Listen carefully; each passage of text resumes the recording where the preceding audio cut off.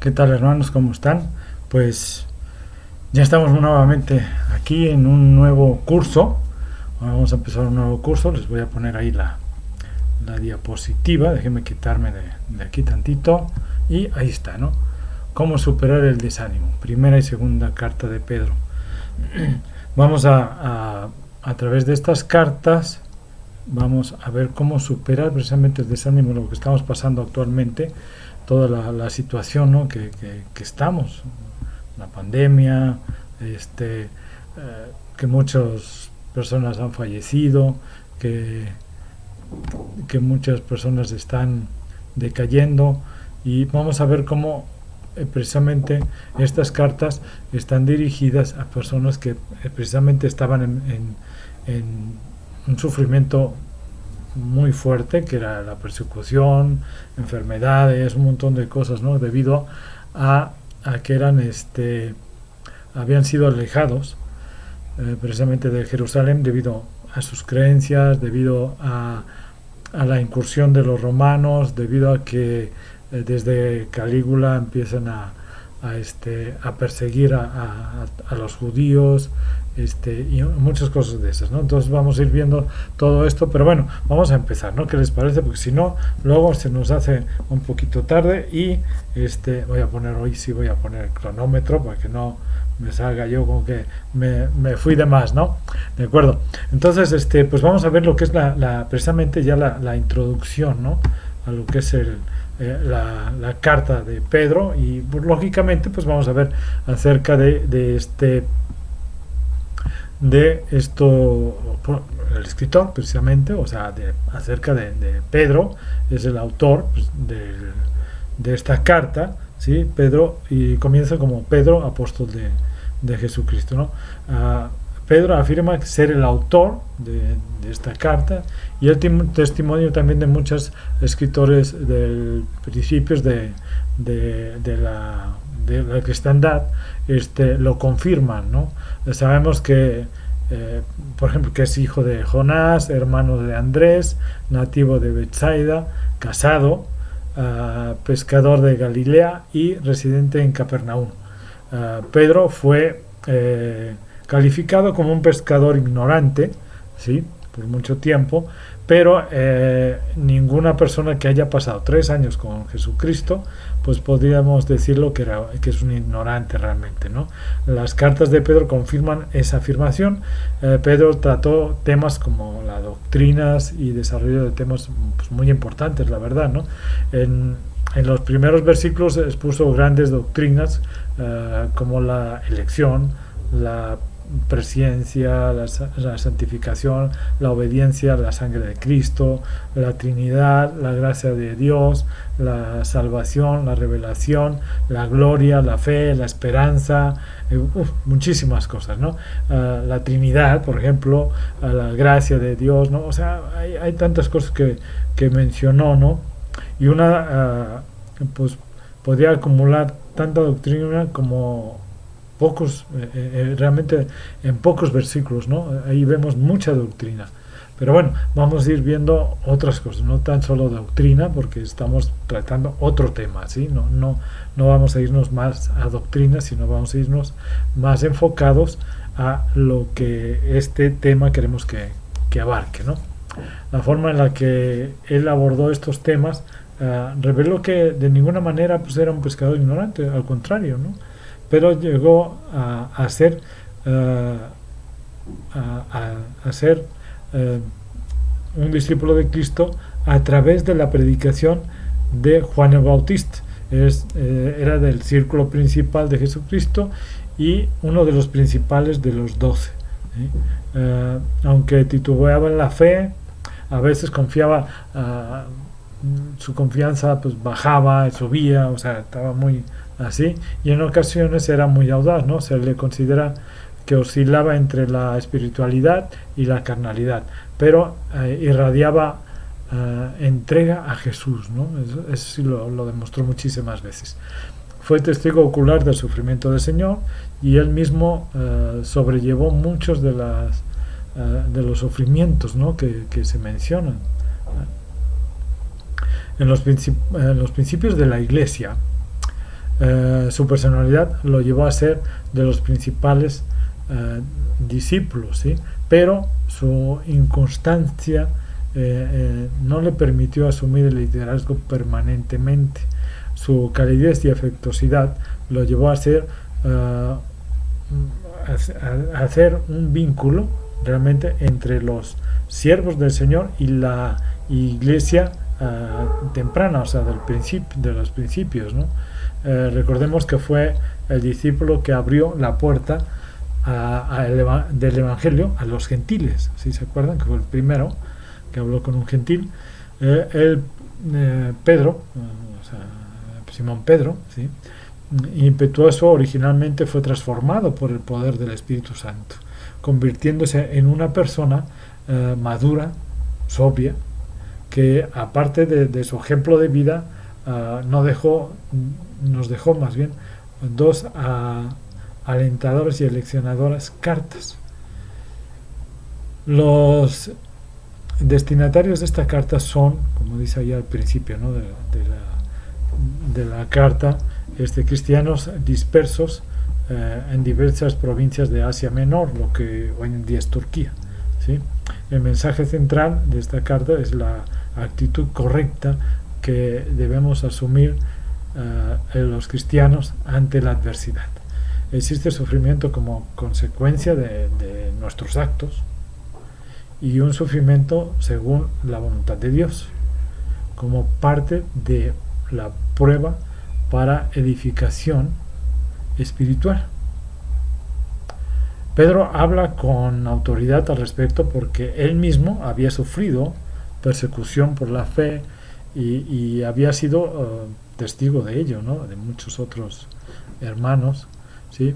Pero el objetivo principal de la carta es estimular la fe de los creyentes, dirigiéndose a ellos de una forma emotiva, haciéndoles ver la esperanza, el gozo, la paciencia y el triunfo que les vendrá como consecuencia o resultado de permanecer firmes en la fe.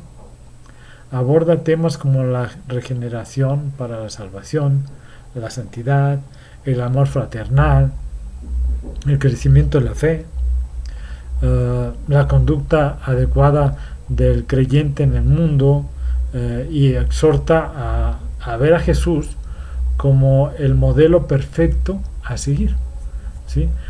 Diserta sobre temas como el matrimonio, las relaciones interpersonales, el padecimiento por la fe, la preparación correcta para el fin de todo y consejos para pastores y siervos en general, ¿no?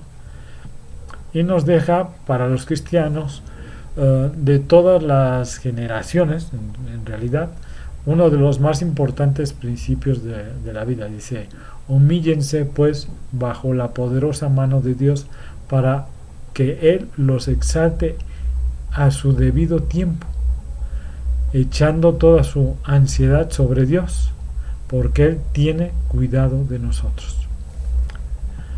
Vamos a ver la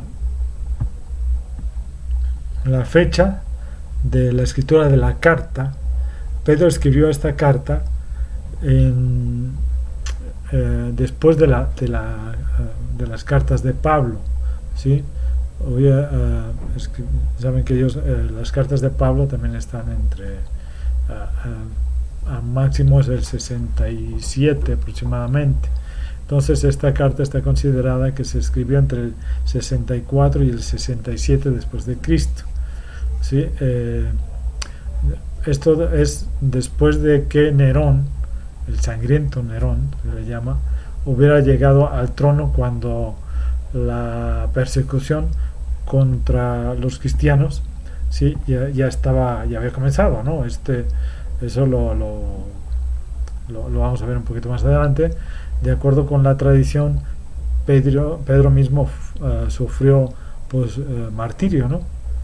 Pero veamos ahorita más o menos dónde se considera que fue escrita. Bueno, hay dos versiones. Una que dice que fue escrita durante su estancia en Roma, en la cárcel en Roma, y otra que nos menciona que realmente él no la escribió en Roma, sino que la escribió en Babilonia, debido a que en el capítulo 5, versículo 13, ¿sí? Ahí menciona que está hablando desde Babilonia, manda el saludo desde Babilonia, ¿sí? Entonces, muchos creen que efectivamente fue escrita desde Babilonia. Acuérdese que dice en Babilonia, elegidos juntamente con vosotros, dice, la iglesia que está en Babilonia, elegidos juntamente con vosotros, y Marco mi hijo os saludan, ¿sí?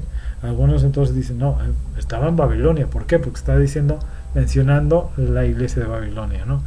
Y es cuando se está despidiendo, ¿de acuerdo? Entonces, muchos confirman que lo más seguro es que sí estuvo en Babilonia, y esto fue antes de estar posiblemente en Roma, ¿no? Sin embargo, no hay motivos para creer que el uso del nombre de la ciudad de Babilonia sea metafórico. ¿Por qué? Porque muchas veces se mencionaba como Babilonia a Roma, ¿sí? Pero Pedro nunca fue de esa perdón, nunca fue metafórico, nunca habló en una forma así de simbolismos, ni metáforas, ni nada de eso. Siempre fue muy ecuánime y dijo las cosas tal como eran, ¿no? Entonces, no es como Pablo, que escribe Apocalipsis, ¿no? Y hay una serie ahí de metáforas, de símbolos, de muchas cosas, muy diferente a la forma de escribir que tenía Pedro, ¿sí? Entonces, muchos creen que realmente no, Babilonia se refiere a la iglesia de Babilonia, no a la ciudad de Roma, ¿sí? Después del cautiverio, les voy a hacer un poquito de reseña. Acuérdense que después del cautiverio en Babilonia, solo una pequeña parte realmente de judíos regresa a Jerusalén, ¿sí? En realidad eran menos de 60,000, ¿sí? Así que aún había muchísima gente, grandes colonias de judíos en Babilonia. Otros judíos también, acuérdense que habían huido a Babilonia cuando comenzó en Roma la persecución, ¿sí? Motivada por el emperador Claudio, si se acuerdan. Él es el que empieza a perseguir a los judíos, y el ejemplo más clásico que vimos en Hechos es Priscila y Aquila, ¿sí? Ellos se van de Roma debido a la persecución, ¿sí? Y se van a Corinto, ¿sí? Y muchos otros huyeron a Babilonia, pues debido a la persecución que también se generó en Jerusalén y en otras muchas colonias de Roma, ¿sí? Entonces, pues vemos que la mayoría son colonias de Asia Menor, específicamente la de Babilonia. Y acuérdense que Asia Menor es lo que hoy es Turquía, ¿sí? Y Babilonia estaba junto al río Éufrates, y muchos de los judíos habían permanecido ahí después del cautiverio, ¿no? Ya que había terminado, se quedaron ahí, habían hecho sus vidas y ahí se quedaron, ¿sí? A pesar del hecho de que Papías menciona que la muerte de Pedro tuvo lugar en Roma, no hay evidencia histórica real de peso para esta suposición realmente, aunque todos creemos que sí, efectivamente fue en Roma, pero hay muchas cosas que realmente hacen dudar un poco acerca de eso. Pero a fin de cuentas fue crucificado y fue muerto por ser cristiano, ¿sí? Por creer en Cristo, por seguir a Cristo, ¿sí? Entonces, pues bueno, es un tema acerca de esto, ¿no? Vamos a ver el tema de las cartas, ¿no? Vamos a ver el tema de la primera carta. Ya cuando veamos la segunda, vamos a ver el tema de la segunda. Pero más o menos todos están dentro de lo mismo, ¿no? Del sufrimiento del cristiano y de la adversidad, ¿sí? El apóstol Pedro tuvo mucho que decir sobre el sufrimiento de Cristo. El sufrimiento de Cristo fue tratado por el escritor en la carta de Hebreos, ¿se acuerdan? Y por el apóstol Santiago también lo escribió mucho acerca de esto, del sufrimiento de Cristo, ¿no? Los profetas también se ocuparon de este tema. Sin embargo, Pedro enfocaría todo esto en una forma un poco diferente, ¿no? Por esta razón, Simón Pedro, mientras escribió el sufrimiento, enfatizó la alegría, ¿sí? El gozo del sufrimiento, ¿no? En el sufrimiento. Pedro iba a presentarnos, más bien nos presenta una teoría del sufrimiento, hablarnos de su propia y tremenda experiencia, y para todos sería hermoso que se convirtiera no solo en su experiencia, sino también tomarla como nuestra, ¿no? Como mi experiencia, ¿no? Nuestra experiencia. Esta carta la dividí, bueno, o sea, tomé unas divisiones realmente de internet, y hay muchísimas, ¿no? Porque hay muchísimas divisiones. Hay unas que son hasta cada capítulo dividan en 5 o 10 divisiones, ¿no? Pero tampoco lo vamos a hacer tan extenso el curso, no, de ninguna manera, sino que, bueno, vamos a dividir primero, por ejemplo, la primera división sería el sufrimiento y la seguridad del creyente, que abarca pues los 9 primeros versículos, ¿no? Pero ahorita nada más vamos a ver hasta los 2 primeros versículos, y ya de ahí vamos a ir tomando, ¿no? Vamos a ir también sobre esto mismo, vamos a ir haciendo algunas otras divisiones, y veremos el resultado de la alegría conforme a cuando hayamos terminado pues estos capítulos que estoy mencionando, ¿no? La segunda división también es en el capítulo 1, ¿sí? Y que sería del 10 al 25, o sea, son las grandes divisiones, ¿de acuerdo? Para que entendamos el sufrimiento y las escrituras. Aquí veremos el sufrimiento produce santidad en la vida del creyente, ¿sí? Después en el capítulo 2 y hasta el 4, digamos, y vamos a ir viendo un poquito, sería la tercera división, el sufrimiento y el sufrimiento de Cristo. Por ejemplo, en el capítulo 2 podemos ir viendo el sufrimiento produce pasión, produce separación, produce conducta, y esa conducta se manifiesta en el hogar, en la iglesia. En el capítulo 3, por ejemplo, podemos ver esto de cómo se manifiesta en el hogar, en la iglesia. A partir del versículo 18 veremos el sufrimiento de Cristo fue predicado por el Espíritu Santo en los días de Noé, ¿sí? Por ejemplo, además en el capítulo 4 veremos el sufrimiento produce obediencia a la voluntad de Dios, ¿sí?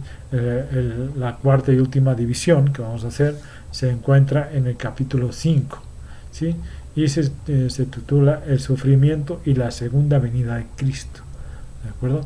En primer lugar, pues produce servicio y esperanza, y en segundo lugar produce humildad y paciencia, ¿sí? O sea, si se fijan, vamos a tener varias divisiones dentro de la división grande, ¿no? O sea, nada más tenemos 4 divisiones grandes, pero tenemos unos subtemas dentro de estas propias divisiones, ¿de acuerdo? Entonces, vamos a ver la primera división grande, que es el sufrimiento y la seguridad de los creyentes. Nada más vamos a ver los 2 primeros versículos, ¿sí? Porque ya estamos dentro de la introducción, entonces nada más veamos los 2 primeros versículos, ¿de acuerdo?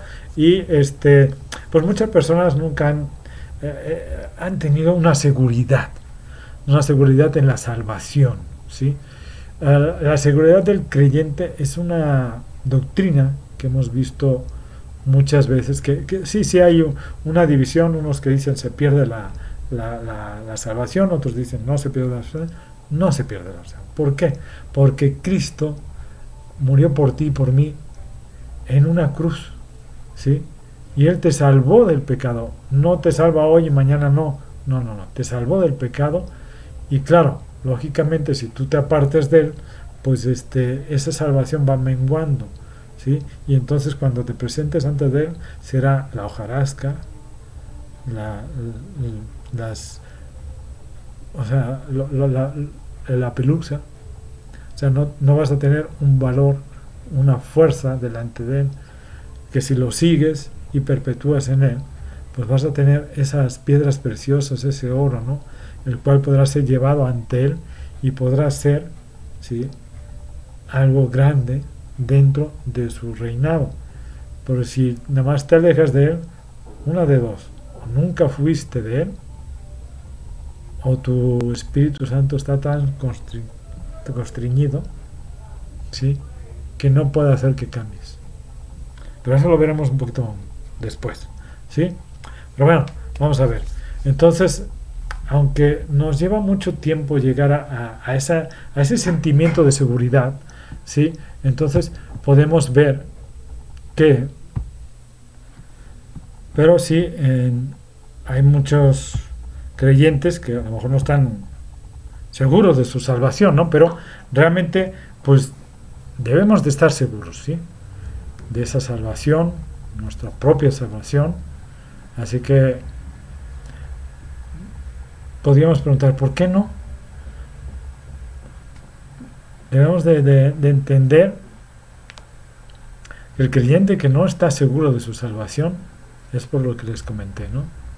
O realmente no es de él, o realmente no ha hecho esa entrega real a Cristo, ¿sí? Entonces debemos de entregarnos totalmente a nuestro Señor Jesucristo, ¿sí? Y debemos de entender que el sufrimiento y la seguridad van juntas. Eso sí, ahí sí no podemos decir otra cosa.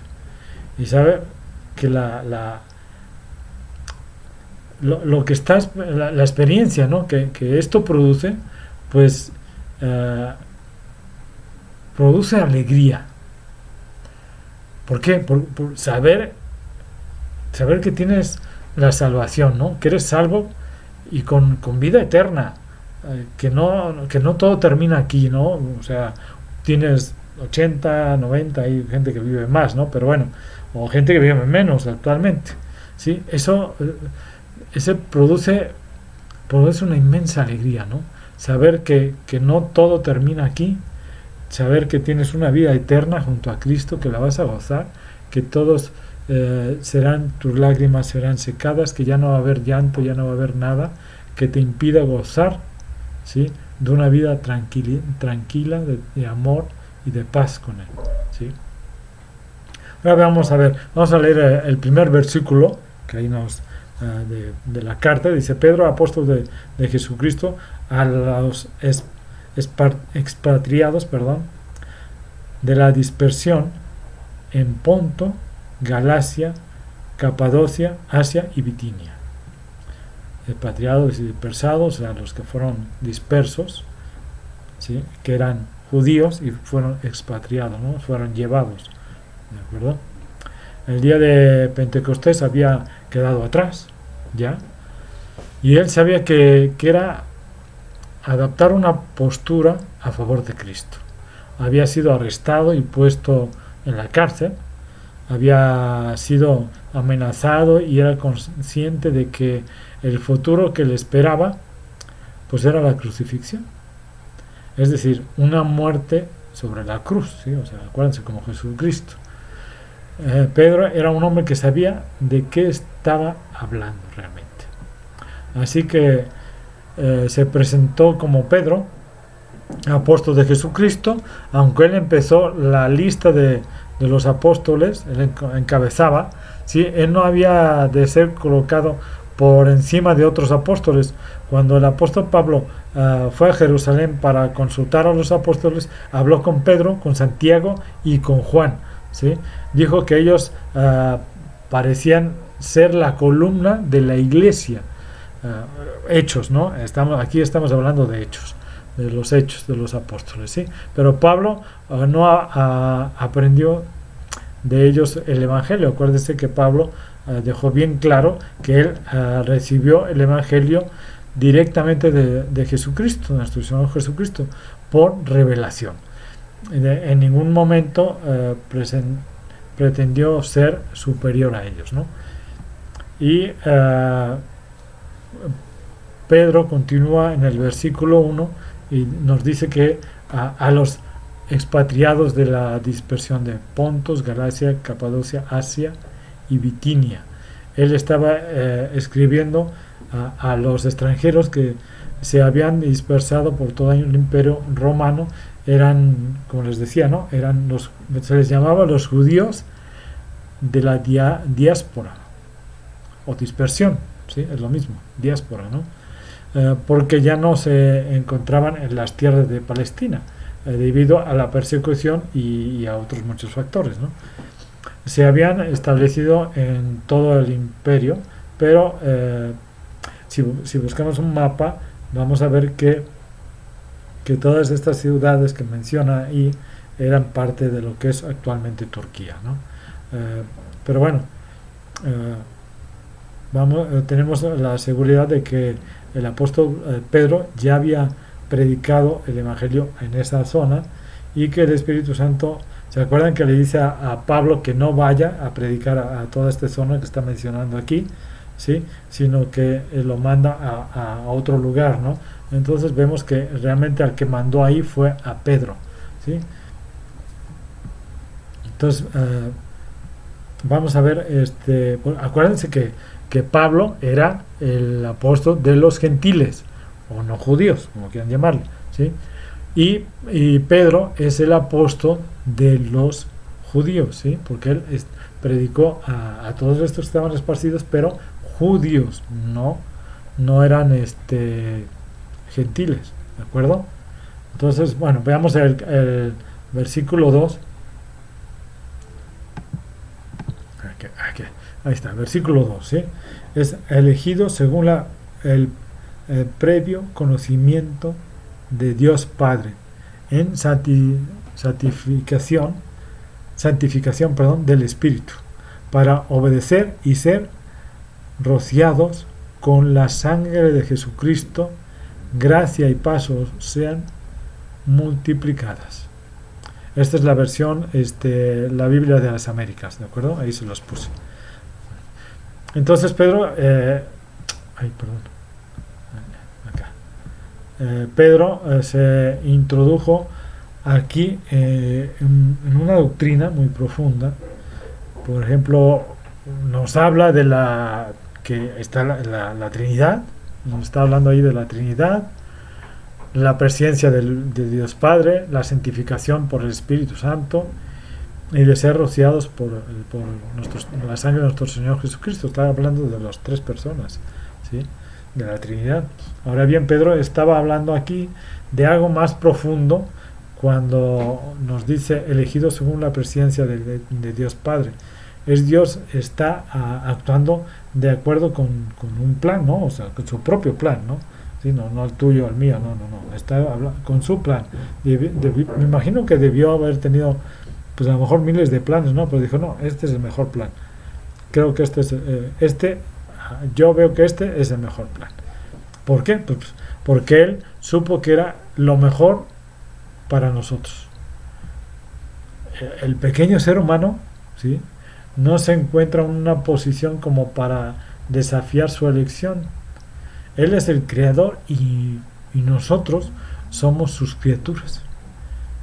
Usted y yo ni siquiera determinamos el momento en que nacemos, ni la familia a la cual llegamos, ni la estatura, ni el color de los ojos, ni nuestro coeficiente intelectual. Lo que somos hoy se lo debemos a la gracia de Dios, ni más ni menos. Él es aquel que determinó para nosotros todas las cosas. Todas ellas forman parte de su gran plan. Cuando Pedro escribió elegido según el previo conocimiento de Dios Padre, nos está informando lo que Dios el Padre, o sea, Dios Padre, había hecho. Ahora Pedro continúa hablando acerca de la obra del Espíritu Santo, ¿sí? Dice lo que es la santificación del Espíritu. Cuando la palabra santificación está identificada con el Espíritu Santo, significa algo mucho más, ¿no? Pedro escribió en santificación del Espíritu estaba refiriéndose al ministerio del Espíritu Santo en el mundo, que no solo convierte a las personas, ¿no? O eso es decir, que es responsable de el nuevo nacimiento espiritual, sino que también comienza con una obra en sus vidas para llevarlos a un nivel de madurez, ¿sí? Y para que sea que esa persona se conviertan en cristianos espirituales completos y maduros. Esto es muy importante, ¿eh? Y también el versículo 2 pues también habla de ser rociados por la sangre de Jesucristo. Ahora recordemos algo, ¿no? El apóstol Pedro está escribiendo esto a personas que habían crecido en el judaísmo, o sea, que eran judíos, ¿sí? Entonces para ellos era algo muy normal, o sea, conocido, ¿sí? Que en el Antiguo Testamento, ¿sí? Por ejemplo, comprendían perfectamente que el día de la expiación, ¿sí? Que el sumo sacerdote llevaba la sangre del cordero ahí, ¿sí? Entra al lugar santísimo y rociaba 7 veces lo que es el propiciatorio, o sea, la tapa de lo que es el arca del pacto, ¿sí? Entonces, al hacer la mención a nuestro Señor Jesucristo, toma su propia sangre, ¿sí? De la cruz, lógicamente está crucificado, ¿sí? Su sangre es rociada hacia ¿qué? Bueno, o sea, ellos lo toman como que su propia sangre, al dirigirse al trono de Dios, ¿sí? El trono ante el cual fuimos juzgados como pecadores, realmente, ¿sí? Y rocía el lugar con su sangre, con su propia sangre, ¿sí? Él entrega su vida y paga el castigo que nos correspondía a nosotros. En este momento, el trono del juicio y castigo se ha convertido en el trono de la gracia de Dios, a donde usted y yo, ¿sí? Podemos acudir para recibir la salvación y el perdón de nuestros pecados. ¿Ahí? ¿Sí? ¡Wow! ¡Wow! Imagínense en unos pocos versículos, ¿no? Todo lo que dice. Y el apóstol Pablo sigue diciendo, ¿no? Gracia y paz os sean multiplicadas. Sin la gracia de Dios, usted nunca conocerá la paz que solo Él puede dar. Estimados, si usted, o tú, como quieras llamarte, o que te llame, no crees en Cristo, que Él derramó su sangre por sus pecados, o sea, por nuestros pecados, por suyos, míos, no podrá tener paz en su corazón. Realmente no la puedes tener. Vas a tener preocupaciones y vas a ir al psicólogo y al psiquiatra y con consejeros y todo, pero si tú no crees que Él perdonó tus pecados, tú no vas a tener paz. La paz, la certeza y la alegría vienen cuando tú sabes que tus pecados han sido perdonados y que nada puede apartarte del amor de Cristo. Es un amor incondicional. Simón Pedro, pescador rudo, conocía la gracia y la paz a través de la sangre de Cristo, porque Jesús mismo le había hablado de ello. La conocía porque había visto morir a Cristo. Había contemplado cómo fue enterrado, sepultado, y después vio cómo Cristo había resucitado. Y este hombre que había sido soso, mimado, indeciso, había llegado a ser un hombre con un carácter firme como piedra, como le pone nuestro Señor Jesucristo: tú eres piedra o roca. Este hombre pudo ponerse en pie en el día de Pentecostés y predicar sobre la muerte y resurrección de nuestro Señor Jesucristo, y 3,000 personas se convirtieron en ese momento.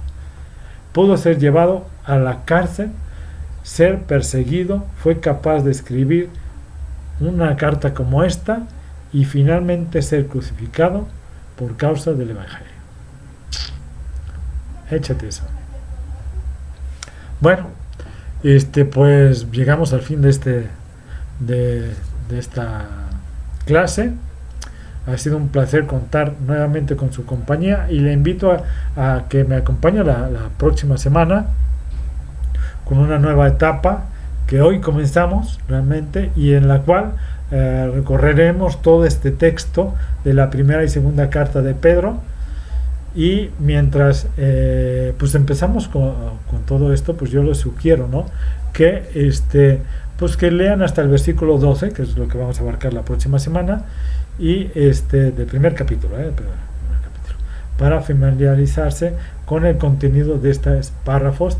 Posiblemente ya no esté leyendo párrafo por párrafo ni versículo por versículo, ¿de acuerdo? Para que nos podamos ir un poquito más rápido, ¿sí?